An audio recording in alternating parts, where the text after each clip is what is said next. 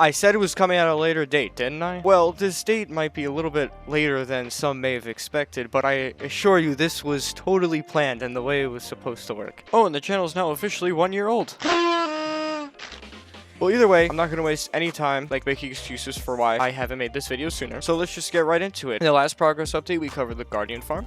We covered this main base area, and well, let me go look back at it. Oh, it looks like that was it. All right, so let's start with the Nether. As you can see, our Nether Hub is looking mighty fine. Seriously, I don't know how we could have made it any better. I mean, this is like peak amounts of quality. We put so much time into it. But on a more interesting note, if we go down here, this is something I did put some time into. This is the other side of the chunk loading grid for the sorting system. Honestly, I can't remember if I showed this off in the past, so bear with me. Either way, it's the same as a normal chunk loading design. I actually have this posted in my video. It's like one of the only things on the server that I actually posted to my YouTube channel. But either way, it basically is the other side to an item going back and forth, which permanently loads the chunks. Now, if we go up this ladder, this is our super mega cool transportation hub. So much effort went into it. It's so complicated.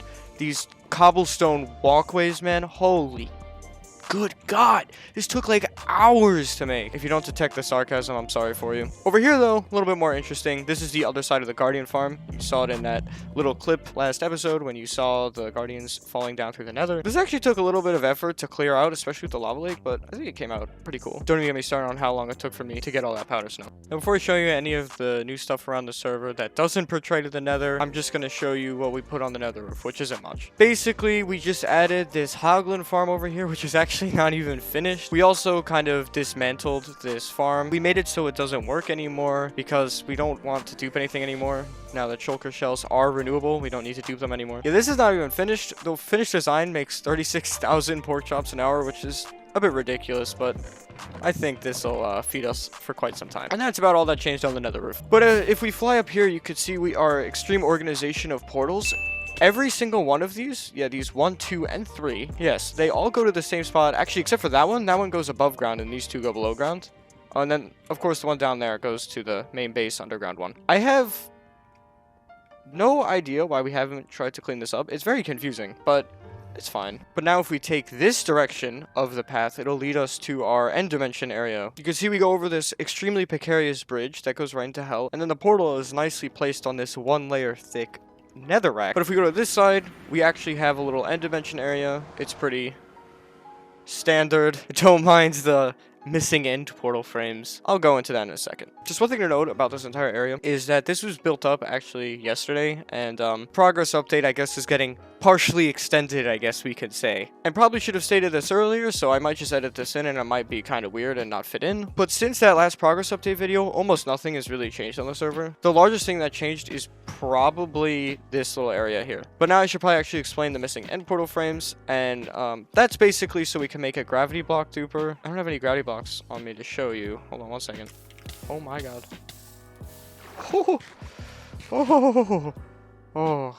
So now that gravel block's there, we can turn on the duper here, and you can see it looks extremely weird, but it is duping, I assure you. Again, if I showed this to you in the past, bear with me. Basically, the way it works is that we launch a gravity block in, and a gravity block, so like falling sand or gravel, is actually considered an entity by the game. So it collides with this end portal block here, and it goes into the end, but then it gets caught by the slime block right there in the overworld, so it creates a block in the overworld. This basically means that it exists in the overworld and the end, thereby duping. So if we hop in, you could see maybe, yeah, you could just see it right there that there was a little bit of gravel that just went flying into here, and then it's broken by these trapdoors, and it flows into a shulker box loading system that we don't have any shulker boxes in at the moment. Well, that about wraps it up for the end. There wasn't that much that changed here at all. Actually, no, nothing changed here at all. Sorry. Oh, that's fun. Now, back in the Nether, if we go this way, we go to our perimeter, which you probably remember from a previous episode. I know I've shown you this. What I haven't shown you is the abundance of changes that were made to it. So right as we go through this portal, you'll immediately notice something different,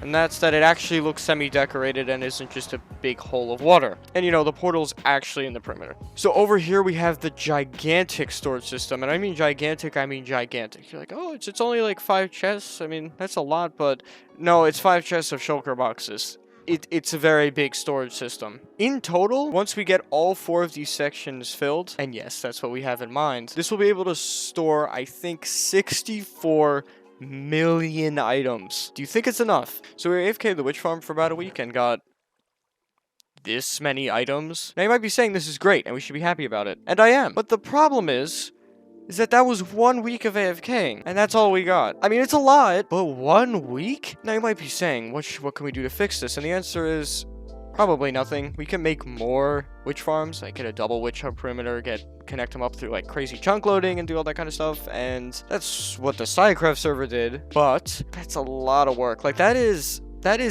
a ridiculous amount of work. So that's probably not going to happen. So we're probably just going to stick with this and hope we don't run out. And if we do, we might have to think about something. That's about it for the storage system. So I'm going to move on to our control center, which is just up these twisting vines. And this control center does exactly what you think it does. It just turns on the farms. It's really nothing that fancy. So if I flick the witch farm lever, the witch farm turns on. I know, it's crazy, right? Now, many farms have been added to the arsenal of this perimeter, as you can see. You probably recognize the tree farm there, but this is very different. This is the sugarcane farm. This one uses a harvester combine like harvesting system. I hope that wasn't like gibberish. So the way this works is we have honey block flying machines with hopper minecarts stuck inside of them, and this allows them to break the sugarcane and pick up the hopper minecarts at the same time. It appears that we are missing some hopper minecarts. That explanation probably made no sense, so let me turn on the farm so you can see what I'm talking about.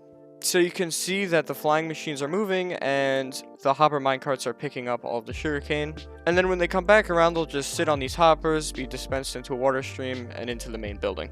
Hopefully that made it a little bit more clear. Next on the list is the moss farm. My inspiration was Sunmill Mango and I changed it a little bit so it would only generate moss and not give me bone meal instead. And it's located right next to the sugarcane farm, right by the main storage area. Now this definitely looks more complicated than what's actually going on. Basically, the only thing that happens is that there is this dispenser that's full of bone meal, and it gets triggered, and it converts the stone floor underneath into moss. This stone floor is then replenished by a stone generator down below, and all of these get funneled into these hoppers, which goes up here, and it goes over the dispensers before it's collected, so some of it can be converted into bone meal, allowing this farm to be infinite. And then if it's all done, it comes through here, and any extra moss blocks or wheat seeds will be converted into bone meal, and then anything that gets passed will go into the main sorting area. Now you may be asking, why do we have this much moss? And the answer is, I have no idea. It's completely unnecessary, and moss is nice and all, but it's not that nice. But it's a nice farm to have, nonetheless. I'm gonna skip the iron farm for now. I'll come back to it. It's just such a large project. I'd rather just show off the squid farm first. The squid farm is a very, very standard design. It's basically just these columns of water that squid can spawn in due to it being in a river biome, and then they just swim out and fall to death. And that's about it. Alright, now on to the iron farm. So the iron farm is quite large, and it's also quite fast, producing roughly 18,000 iron ingots per hour. You think it's enough? Basically the way this works is that illagers go around and scare villagers, which you can see are in these pens, and when they're scared they'll generate iron and they'll die in a lava blade right there, and then we just collect their drops. Down here we convert all of the poppies into bone meal because we really don't have a use for that many poppies, and it goes right into the storage system. But something I have just noticed is that there are no illagers, which is quite a problem, saying it took an extremely long time to get them there. And also, there's no villagers there, but I actually know why. They turned into witches, because they were struck by lightning. I thought this glass roof would be enough, but I guess we need to make it bigger. So basically, I'm very sad. I guess it's a project for another day. I'm gonna have to fix this up. I'm probably gonna put a big glass roof over it, because lightning is the only explanation I have for how this broke. I honestly have no idea what happened. But either way, I actually do have a time-lapse of... Okay. I actually do have a time-lapse of this. It's probably from, like, 7 months ago, but it's still when it was built.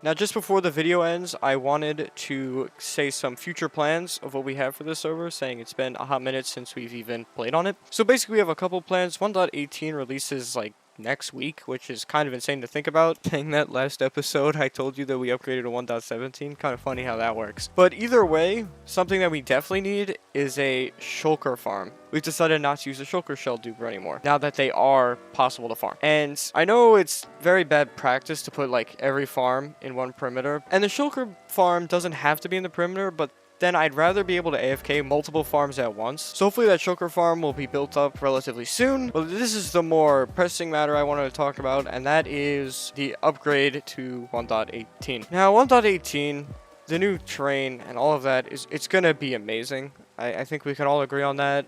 The caves look awesome. The cliffs look awesome. The way the new terrain looks in general is awesome. The blending that they have looks amazing. But here's the problem. The problem is that they decided to make everything under bedrock until -64 be replaced with the new terrain.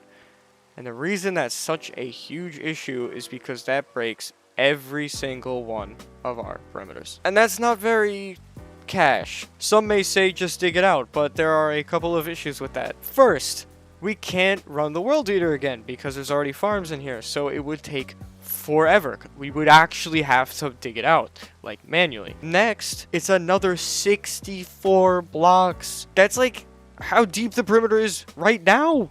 Right now! And it's even worse because you can't even insta-mine deep slate. So it would take weeks to mine that out. And trust me when I say, I really don't want to do that. So one of the solutions to this problem that I was thinking of is we wait to update and then we implement a mod or plugin or something that stops all of that new terrain from generating underneath old chunks. Another option I was thinking of is a more brute force option where I could MC edit all of the terrain that was generated in away and we have the same perimeter that we have now. But all of these solutions I don't really like because it's not fully survival, which is upsetting, but I don't think anybody on this server, including myself, wants to re-dig out both perimeters. That would just be horrible. Well, I mean, the Guardian farm is a little bit of a different situation, but it still has the same problem. If you have any other ideas, or you have any issues with any of the ideas I have, or which ones you would prefer, please put it in the comment section. Maybe at some point I'll have like a Twitter poll or something. But yeah, that about wraps up the progress updates finally. See you.